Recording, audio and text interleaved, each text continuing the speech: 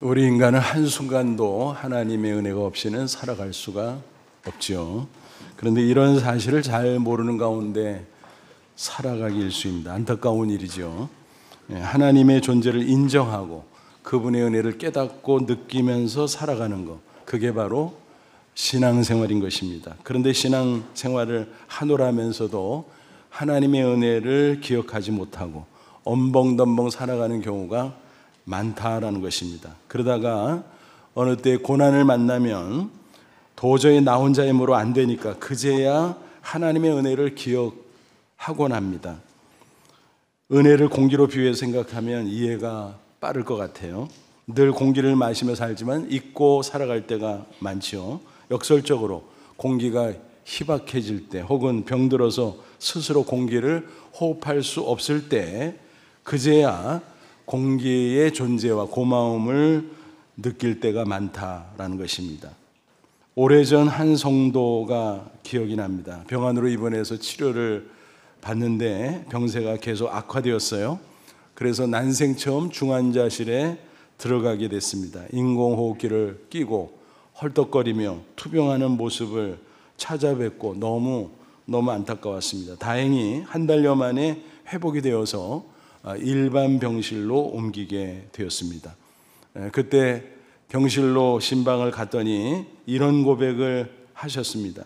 평소에 마음대로 호흡하며 산다는 게 큰 은혜인 줄 미처 몰랐습니다. 중환자실에 있을 때는 곧 죽을 것만 같았습니다. 근데 이제 살만합니다. 앞으로 하나님의 은혜를 감사하며 심호흡하면서 살겠습니다. 그 말을 들으면서 저도 이런 생각을 했습니다. 그래, 맞아. 하나님의 은혜를 잊고 살면 안 되지. 은혜를 감사하며 은혜를 더 풍성히 받기 위해서 영적인 심호흡을 해야겠다 그랬습니다. 그러니까 이렇게 정리해 볼 수 있을 것 같아요. 여러분, 성숙한 신앙은 과연 뭘까요? 하나님의 은혜를 늘 의식하면서 겸손한 자세로 살아가는 것입니다. 그것을 가리켜 은혜의식 이렇게 부를 수 있을 겁니다. 그럴 때 하나님이 기뻐하십니다. 그리고 더 큰 은혜를 우리에게 부어주실 것입니다. 그런 모습을 가리켜 은혜 위에 은혜라고 합니다. 본문을 보니까 히스기야 왕이 등장하죠. 그는 유다 왕국의 여러 왕들 가운데서도 신앙이 제법 훌륭한 인물로 꼽혔습니다. 그런데 안타깝게도 은혜의식이 부족했습니다. 하나님으로부터 큰 은혜를 받았음에도 그것을 망각하고 교만하다가 말년의 삶이 썩 좋지 않았다라는 것입니다. 게다가 후손들에게 큰 비극의 씨앗을 남기는 우를 범하기도 했습니다. 정말 아쉽고 안타깝죠.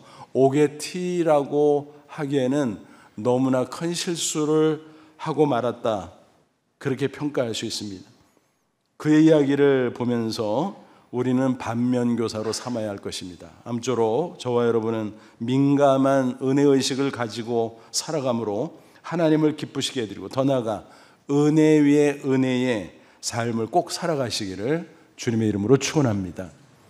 오늘 본문과 또 다른 책에 나오는 히스기야의 이야기들이 있어요. 열왕기하 20장, 이사야 38장, 39장 이런 내용들을 종합해서 그에 대해서 한번 살펴보죠. 그는 평소에도 하나님의 은혜를 많이 받은 사람이었습니다. 부귀영화를 누리고 있었고 또 국가적으로도 강대국 아수르의 위협이 있었지만 그럼에도 불구하고 나라를 지켜낼 수 있었습니다. 그 모든 게 하나님의 은혜였습니다. 누구에게나 마찬가지죠. 은혜 아니면 살아갈 수 없는 것이 우리 인생인 것입니다. 평소에도 그렇고 특히 고난의 때는 더더욱 그렇습니다. 히스기야는 특별히 병들었을 때 하나님의 큰 은혜를 체험했습니다. 그가 중년의 때 큰 병에 걸렸어요. 구체적으로 어떤 병인지는 성경에 기록되지 않아서 모릅니다. 하지만 분명한 것은 죽을 병이었어요. 본문에서는 그때 상황을 간단히 소개하고 있습니다. 24절 보세요. 그때 히스기야가 병들어 죽게 되었으니 죽을 병에 걸렸다는 것입니다.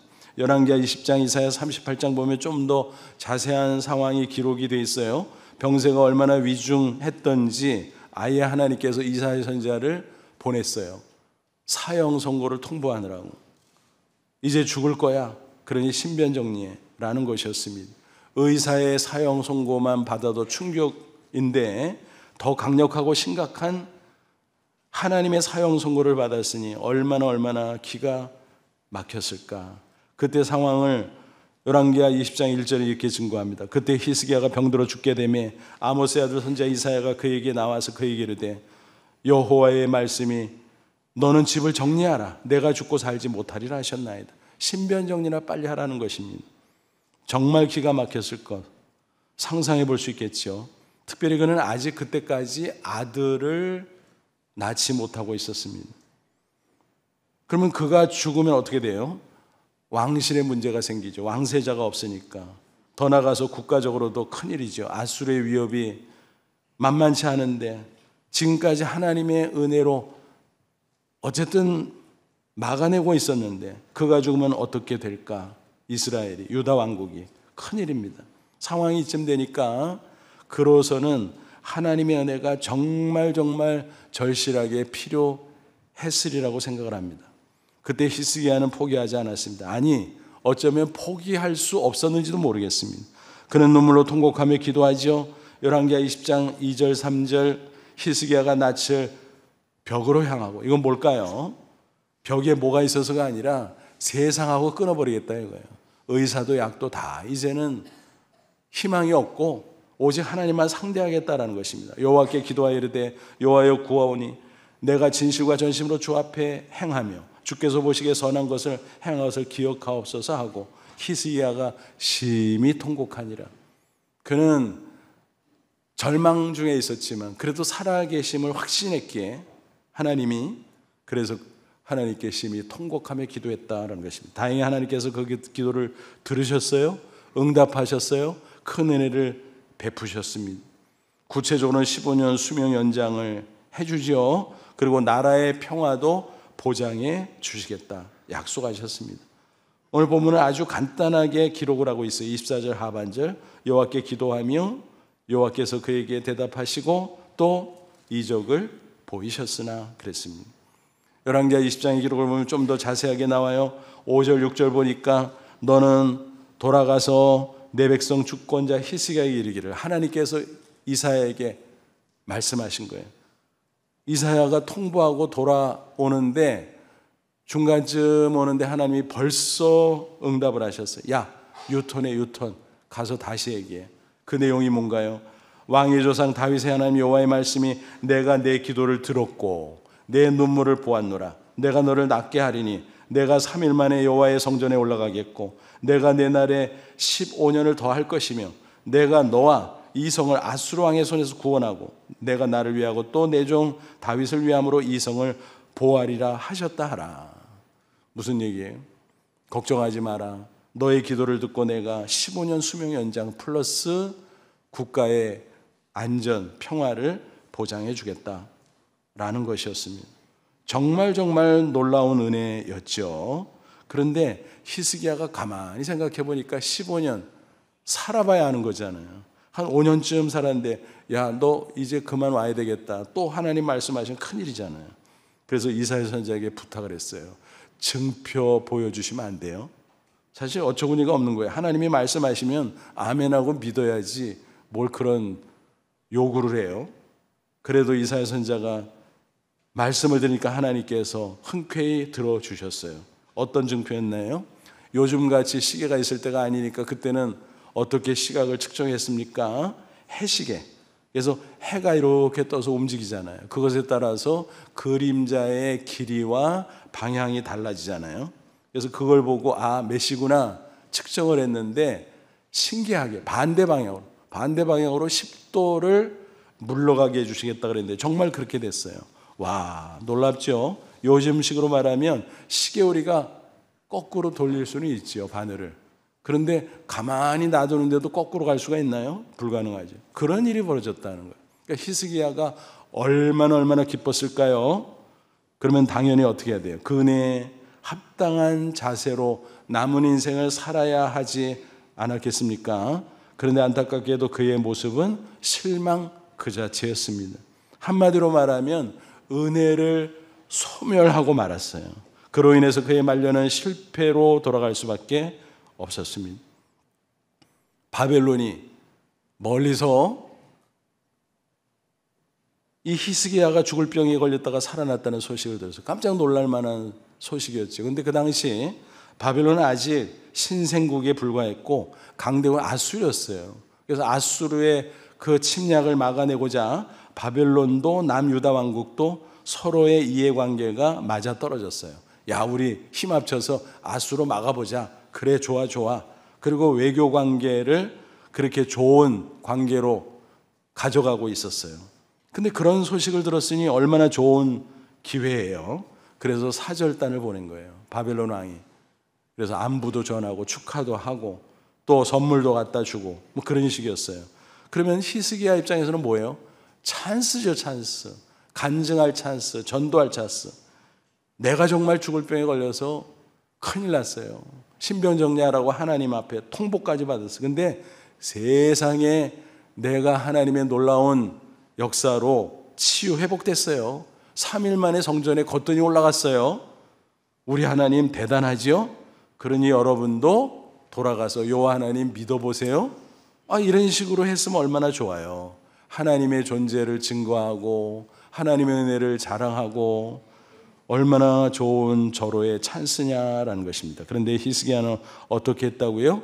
열왕기 20장 12절 13절 보니까 이렇게 기록합니다. 그때 발라단의 아들 바빌론 왕 브로닥 발라단이 히스기야가 병들었다함을 듣고 편지와 예물을 그에게 보낸지라. 그래서 사절단을 통해서 친서 플러스 선물을 잔뜩 보낸 거예요.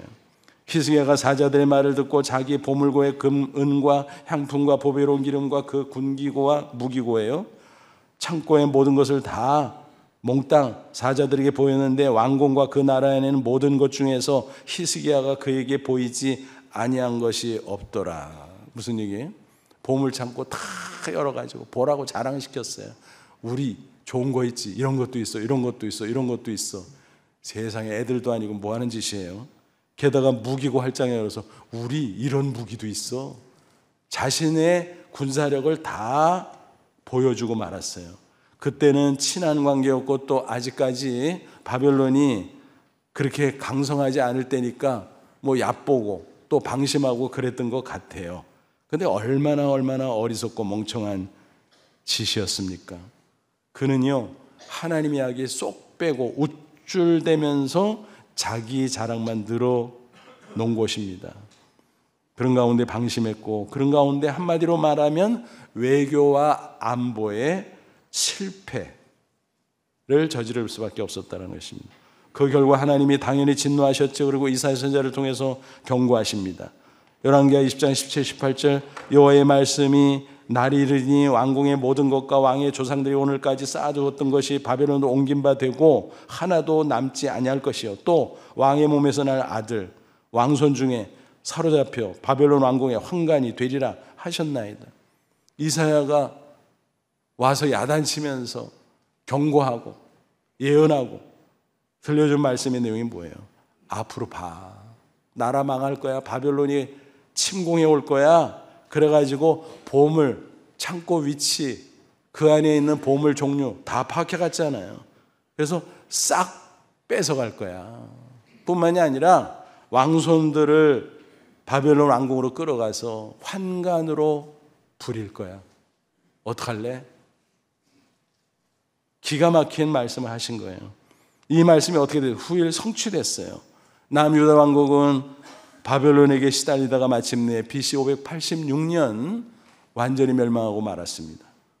그 전부터 왕손들이 끌려갔고 또 이때는 귀족과 많은 백성들이 바벨론 포로로 끌려갔고 수많은 보물들과 무기들과 좋은 것들을 싹 약탈당하고 말았다라는 것입니다. 너무너무 슬픈 이야기죠. 느부갓네살 왕 그 침략 우리는 성경에서 분명히 확인하고 있습니다. 이런 비극의 원인은 무엇이었을까? 오늘 본문은 간단하지만 정확하게 지적하고 있습니다. 25절 히스기야가 마음이 교만해졌다는 거예요. 그 받은 은혜를 보답하지 않아요. 감사할 줄도 모르고 헌신할 줄도 모르고 진노가 저와 유다와 예루살렘에 임하게 되었더니 그런데 하나님께서 그나마 히스기야 생전에는 봐주시겠다 그랬어요. 야, 너 생전에는 나라 망하지 않게 해줄게. 그는 그것만도 다행이라며 태연하게 말합니다. 그 모습을 보면 야, 이게 무슨 왕이야? 이게 무슨 조상이야? 그런 생각이 들고 아연실색할 수밖에 없습니다. 열왕기하 20장 19절 히스기야가 이사야에게 이르되 당신이 전한 바 여호와의 말씀이 선하니이다 하고 또 이르되 만일 내가 사는 날에 태평과 진실이 있을진데 어찌 선하지 아니하리요? 아, 나 살아생전에 괜찮다는 거지요? 그러면 됐네요. 좋아요. 좋기는 뭐가 좋아. 나중에 그가 회개를 하기는 했나 봅니다. 그래서 오늘 본문이 26절은 이렇게 증거합니다. 히스기야가 마음이 교만함을 뉘우치고 예루살렘 주민들도 그와 같이 하였으므로 여호와의 진노가 히스기야의 생전에는 그들에게 내리지 아니하니라. 최악은 면했다 라고 볼 수 있나요? 뭐 그렇게 볼 수도 있겠지만 너무너무 한심하잖아요. 히스기야는 은혜 받은 후에 합당한 자세 보이지 않았습니다. 오히려 교만했습니다.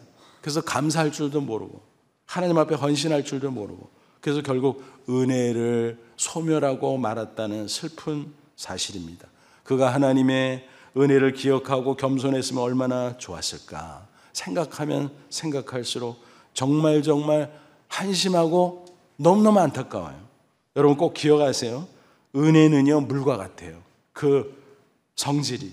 그래서 낮은 대로 흘러 들어간다는 사실입니다. 그래서 야고보는 증거합니다. 4장 6절 10절 그러나 더욱 큰 은혜를 주시나니 그러므로 일렀을 때 하나님이 교만한 자를 물리치시고 겸손한 자에게 은혜를 주신다 했느니라. 주 앞에서 낮추라 그러면 주께서 너희를 높이시리라. 하나님의 은혜를 알기에 하나님 앞에 바짝 엎드릴 줄 알고 겸손할 줄 알면 하나님이 그런 사람에게는 은혜를 부어주신다. 자기 자신을 높이지 않고 스스로 하나님 앞에 낮추면 하나님이 필요하면 얼마든지 높여주신다라고 하는 약속의 말씀입니다. 따라서 성경은 누누이 경고해요. 교만하지 마. 교만은 모든 악의 근원이야. 교만하면 반드시 실패해. 반드시 망해. 조심해. 잠언 16장 18절 교만은 패망의 선봉이요 거만한 마음은 넘어짐의 앞잡이니라. 히스기야가 그 교만의 죄를 범하고 말았다라는 것입니다. 여러분 이런 말이 있잖아요. 여측이심. 한자 사자성어로 얘기해서 멋있는 말 같지만 무슨 뜻이라고요? 뒷간의 갈적 마음 다르고 올적 마음 다르다. 그런 뜻이잖아요. 죽을 병에 걸려서 울고붓고 매달려 기도할 때는 언제고 이제는 건강해졌다고 평안해졌다고 하나님의 싹 잊어버리고 교만 떨고 자랑질이나 하고 그건 뭐 하는 짓입니까? 하나님이 진노하시는 것은 너무너무 당연한 일이죠. 그렇다면 여러분 히스기야를 보면서 우리는 어떻게 해야 할까요? 그를 반면교사 삼아야 돼. 야, 저렇게 하면 큰일 나구나. 저렇게 하면 안 되겠구나. 저 사람하고는 반대로 해야 되겠구나. 그렇게 교훈을 받아야 됩니다. 더 나아가 성경에 나오는 정면교사. 정면교사는 좋은 모델이에요. 그들을 찾아서 그들로부터 배워야 합니다. 성경에 그런 인물들이 많이 나오잖아요. 또 역사 가운데 그런 믿음의 선배들이 많이 있었어요. 또 우리 주변에 보면 얼마나 그런 귀한 분들이 많습니까? 그런 거 보고 좀 배우라 라는 것입니다. 먼저 성경을 보세요. 은혜 받은 후에 더욱더 겸손해지고 한결같은 모습으로 승리했던 은혜 위에 은혜 역사를 체험했던 사람들이 굉장히 많이 있잖아요. 그 사람들은 은혜 위에 은혜의 모델 케이스라고 말할 수 있습니다. 얼른 생각해봐도 그런 인물들이 많이 떠올라요. 그 중에서 몇 분만 생각해보면 요셉, 한나, 바울 같은 사람들이죠. 먼저 요셉을 보세요. 그는 낮아졌을 때 기죽지 않았어요. 또 높아졌을 때 교만하지 않았습니다. 항상 하나님을 의식하기 때문에 당당하고 또 동시에 겸손했습니다. 성공한 후에도 하나님만 높였습니다. 사람들 앞에서 교만을 떨지 않았습니다. 겸손이 뭐예요? 외적인 태도 이전에 마음 중심에서 하나님을 높이는 자세예요. 하나님이 계심을 인정하게 하나님 앞에서 다른 사람을 무시하지 않고 존중하는 인격이에요. 요셉이 바로 그런 겸손의 인격자였다라는 것입니다. 그가 바로왕을 만났을 때의 모습을 보세요. 바로왕의 꿈을 꾸었는데 무슨 뜻인지 몰라요. 전전긍긍했잖아요. 아무리 절대 군주라고 할지라도 무서운 거예요. 별거 아니에요. 그때 꿈을 해석하는 자가 없어서 막 수소문하고 또 신하들을 다그치고 있는데 감옥에서 만났던 술 맡은 관원장이 얘기했다 그랬잖아요. 요셉이라는 히브리 청년인데 꿈 해석 끝내줘요. 빨리 데려와 빨리. 그래서 불려갔잖아요.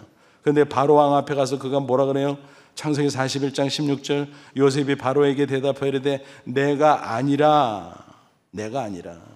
하나님께서 바로에게 편안한 대답을 하십니다. 너 꿈 해서 끝내준다며. 아니요, 제가 아니고요. 우리 하나님이 저한테 알려주셔서 나는 그냥 전달할 뿐이에요. 왕이요, 하나님이 아마 좋은 대답 주실 겁니다. 안심하세요.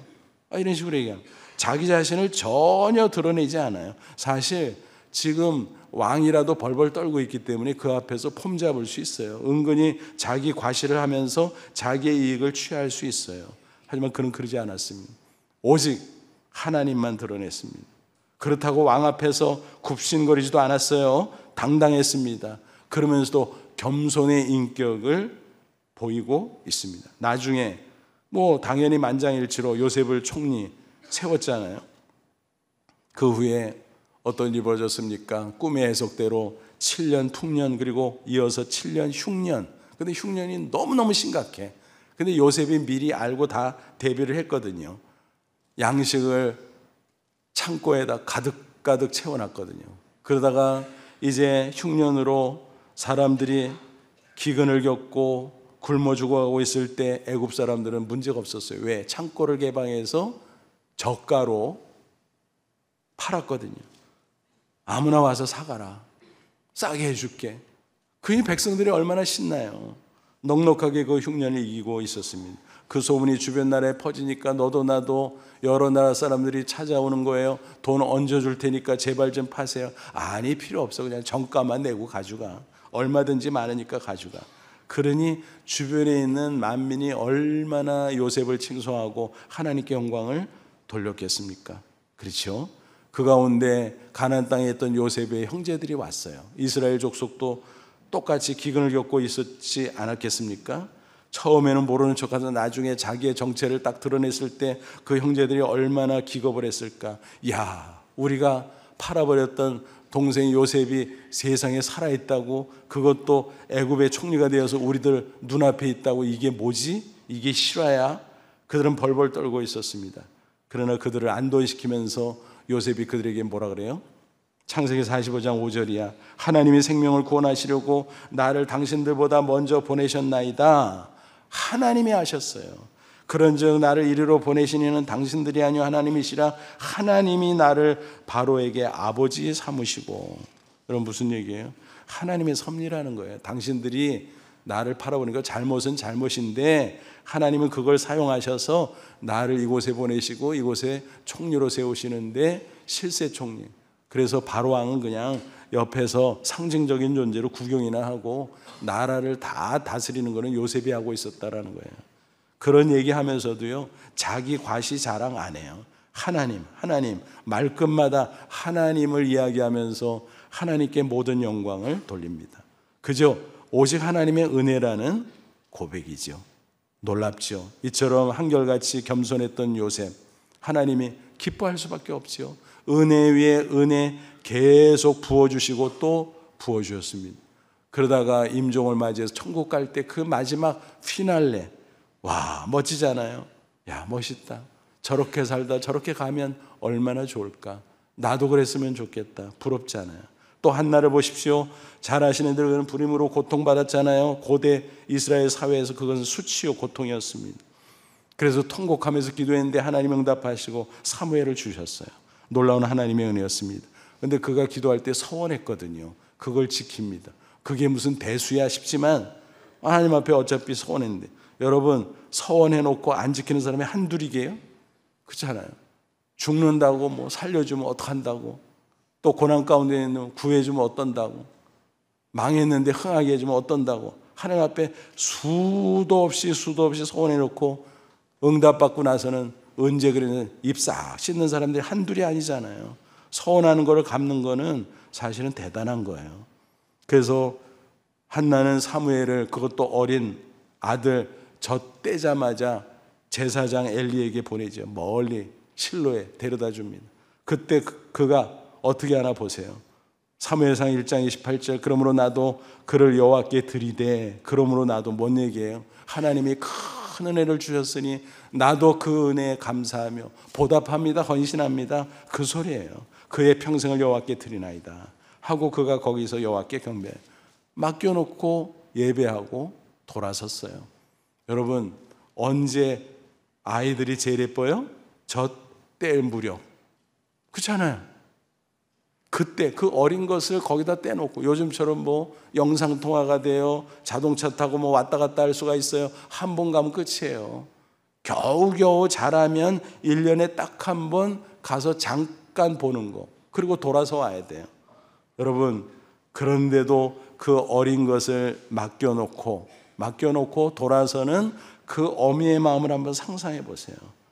한나가 하나님의 은혜 앞에 겸손하게 감사하고 헌신한 모습임을 알 수가 있습니다. 여러분, 하나님이 어떻게 하셨을까요? 하나님이 그런 사람에 가만 계시지 않아요. 하나님께서 또 역사합니다. 은혜 위에 은혜. 사무엘상 2장 21절, 여호와께서 한나를 돌보시사 그러하게 임신하여 세 아들과 두 딸을 낳게 하셨고, 불임 여성이었는데 세상에 사무엘만 주신 게 아니라 그 후에 태문을 활짝 열어서 플러스 3남 2녀, 그러니까 합쳐서 4남 2녀. 와, 대단하죠? 한편 아이 사무엘은 여호와 앞에서 무럭무럭 잘 자랐다고 성경은 말씀합니다. 그 시대는 사사시대 말기, 암흑 같은 시대였어요.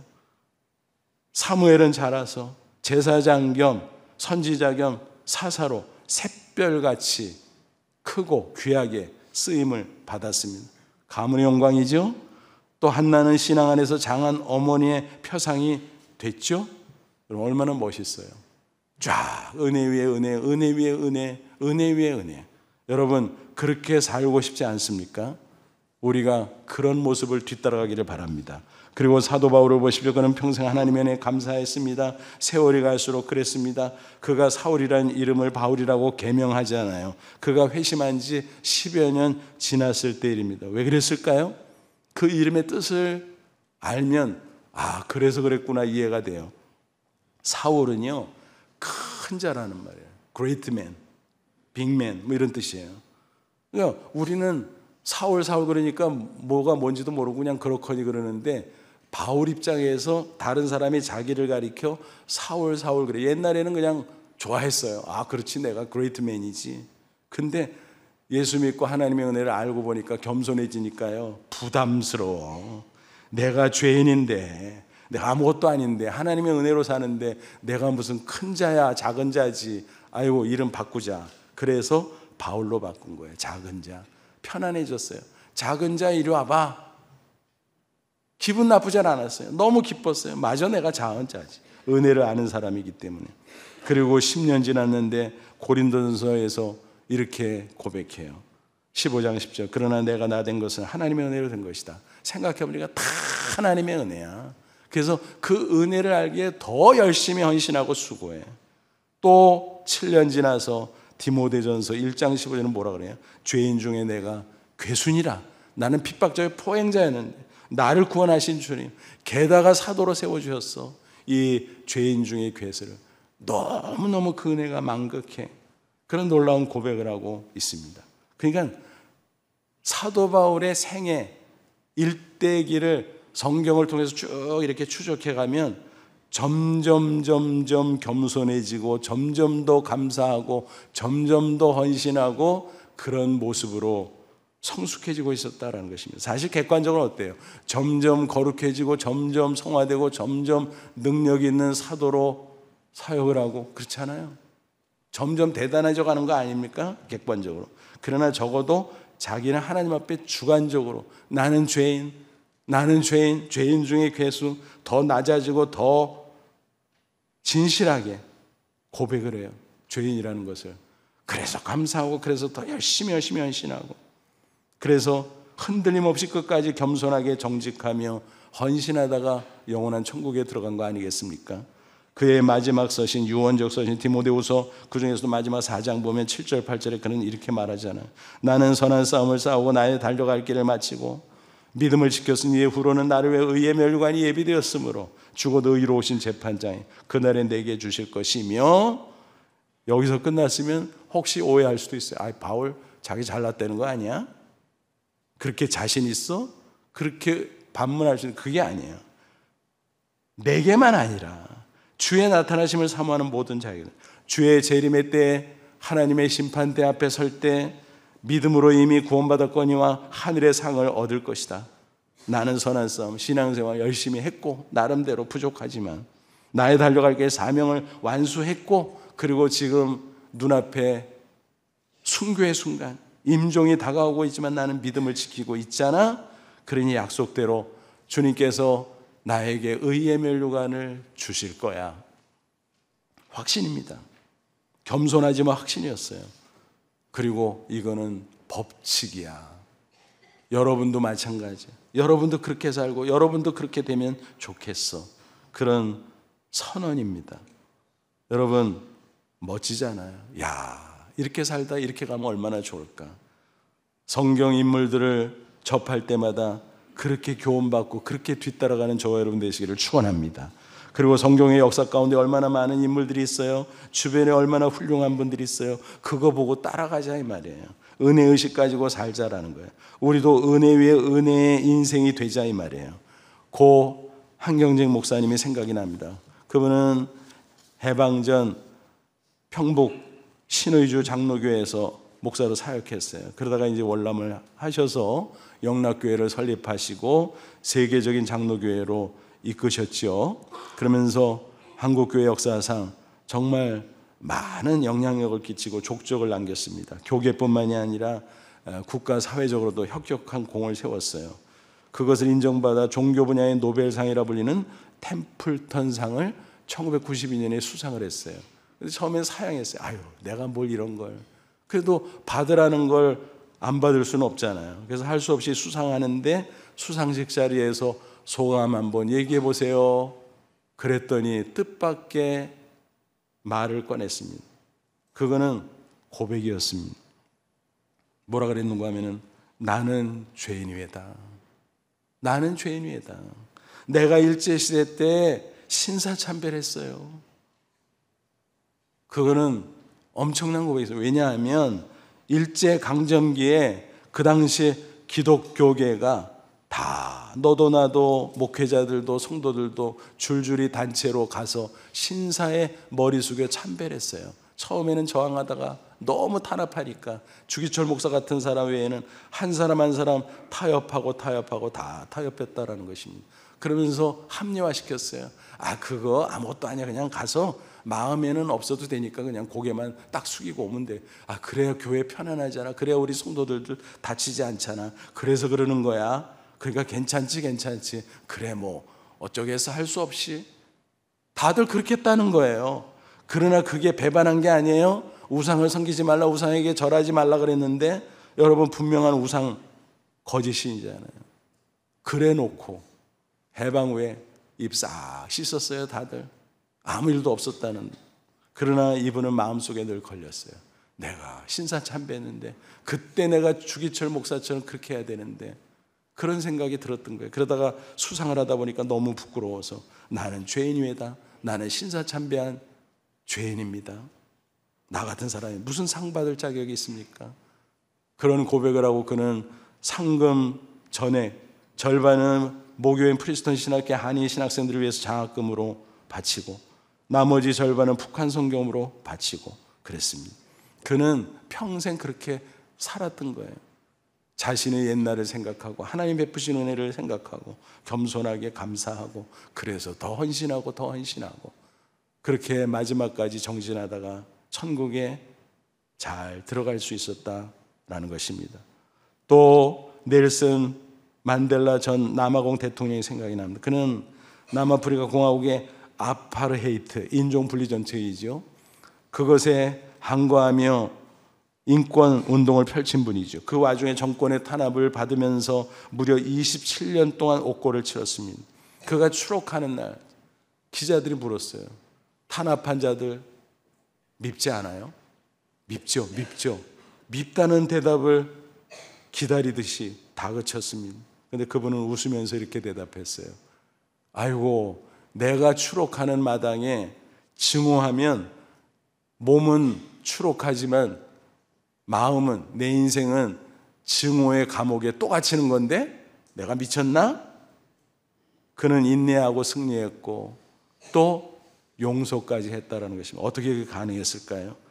그의 신앙적 배경 때문에. 그는 어려서부터 감리교 계통의 학교에서 공부하면서 자랐어요. 그래서 넬슨이라는 이름도 기독교식 이름인데 그 당시에 선생님이 지어준 거예요. 그래서 그는 그렇게 살았고 그렇게 승리해 갔다라는 것입니다. 그는 추록 후에 백인 대통령과 협상을 했어요. 데클레르크.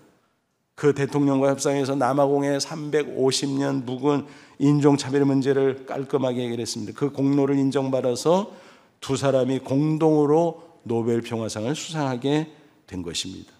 그 다음에 그는 대통령이 되었고 또 임기를 마친 후에도 마찬가지 인권과 평화를 위해서 계속 헌신했습니다. 그래서 말년까지 전 세계에 선한 영향을 끼쳤다라는, 그가 서거하자 세계인들이 같은 마음으로 애도했고 오바마 미국 대통령을 비롯해서 세계의 많은 지도자들이 장례식에 참석해서 직접 진심 어린 추모사를 했습니다. 멋있죠? 그는 일평생 은혜의식을 품고 겸손의 리더십으로 살았기 때문에 그런 놀라운 역사의 발자국을 남길 수 있었다라는 사실입니다. 여러분, 과연 성숙한 신앙이 뭘까요? 고대 시대는 저것이 되는 거예요. 그리스도인의 덕목이 뭔 줄 아나? 첫째는 겸손, 둘째도 겸손, 셋째도 겸손. 다른 말로 하면 은혜의식 가지고 살라는 거예요. 은혜 아니면 나는 아무것도 아니라는 사실을 절대 잊지 말라는 거예요. 어떤 분이 하늘마다 잘 됐어요. 승승장구합니다. 다 부러워해서 주변에. 본인도 너무 자랑스럽습니다. 그런데 그 옆에서 그 모습을 지켜보던 부인이 불안했어요. 저러면 안 되는데. 그래서 이렇게 수시로 말해줬다고 합니다. 여보, 착각하지 마세요. 무슨 말일까요? 당신 잘나서 되는 거 아니야. 하나님의 은혜야. 그걸 왜 잊어버리려고 그래. 조심해. 큰일 나. 지혜로운 아내의 충언이었습니다. 영육 간에 은혜 받는 거 중요하죠. 그러나 그 후에 어떻게 사느냐는 더 중요해요. 아무쪼록 오늘 말씀 가운데 히스기야의 실패를 반면교사 삼고 평생 은혜 의식 가운데 겸손하고 감사하고 더 헌신하며 살아감으로 하나님이 기뻐하시고 은혜 위에를 부어주시는 그 놀라운 승리의 인생을 꼭 살아가는 저와 여러분 다 되시기를 주님의 이름으로 축원합니다. 기도하겠습니다. 이 말씀 붙잡고 기도하자. 하나님, 그렇습니다. 내가 죄 가운데 멸망할 자였지만 구원받은 것도 하나님의 은혜, 또 지금까지 살아오면서 이런저런 고난도 있었고 어려움도 있었지만 여기까지 온 거 다 하나님의 은혜. 이 은혜 잊지 않게 하옵소서. 어리석게 교만 떨지 않게 하옵소서. 겸손하게 하시고 감사하게 하시고 더 헌신하게 하옵소서. 그래서 은혜 위에 은혜, 하나님의 놀라운 축복의 역사 체험하면서 멋진 남은 인생, 그리고 아름다운 모습으로 천국 들어가는 저희들 되게 해 주옵소서. 우리 다 같이 간절한 마음으로 기도하겠습니다. 하나님 아버지, 은혜와 사랑을 진심으로 감사합니다. 이 시간 주의 말씀으로 다시 한번 우리를 깨우쳐 주시고 결단케 해주심을 감사합니다. 그렇습니다. 모든 것이 하나님의 은혜, 잊지 않게 하옵소서. 한순간도 잊지 않게 하옵소서. 그래서 겸손 또 겸손하게 하시고 감사 또 감사하게 하시고, 그래서 헌신 더 열심히 헌신하게 하시고, 하나님이 기뻐서 은혜 위에 은혜를 주심을 체험하게 하시고, 그 은혜로 남은 생에 더욱더 하나님을 영화롭게 하는 저희들, 그리고 아름다운 인생의 피날레를 하면서 천국에 들어가는 저희들 다 되게 해 주옵소서. 예수님의 이름으로 기도하옵나이다. 아멘.